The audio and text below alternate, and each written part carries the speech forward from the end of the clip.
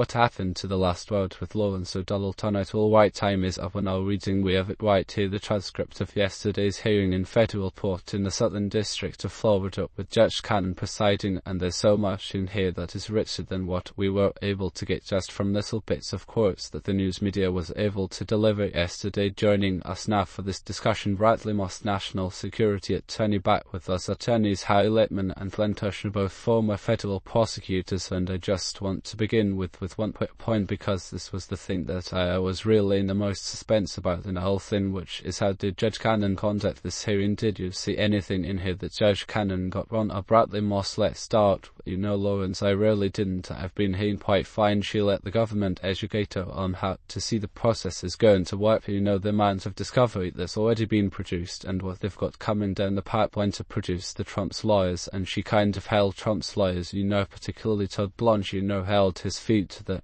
fire. We tried him, and Han tried to bounce around, you know, what the United of the time frame would be for motions, how much, you know, time they really need. She didn't really play into the game, so I thought she did just fine hearing what exactly as I would have expected a hearing like that to go. Harry Littman, was this the same Judge Cannon that we were hearing from last year? No, it's a chasing one, but I don't disagree with Prav, but I would call it hyperfocus. She just heard from each of them, and in one paragraph I'll issue my ruling promptly. She, I think, was being careful not to mess up. I knew she was under a lot of scrutiny. Will really know how she did when there's auto issues. That's why I've limited the question to just did she get anything wrong, because that was really kind of her only opportunity in this. As Harry says, she just handled it very methodically. She's kind of this obviously the smallest presence in this hearing, but Lawrence, much as Judge Cannon did with respect to setting a trial date, I'm going to have to take her question under advisement, and I'm going to say she didn't get anything wrong yet. She hasn't yet set a trial date, then she could still do that very wrong, though I am hopeful that she gets it right and she sets a trial date that may give a little bit from the December date. Myself, I kind of like March, because symmetry is my word for the evening. March would be about 8 months from right now, which would give the defense team plenty of time to get prepared, and March is also 8 months in advance of the 2024 presidential election, which is plenty of time to resolve the case, so the voters will have a full appreciation of whether they are voting for somebody who is a convicted felon or is a fully exonerated defendant, and March seems to be one of the possible timetables she was contemplating, because she threw that out. Actually, the month of March, she raised that with Trump's lawyers asking, is the trial date in Manhattan the criminal trial that's currently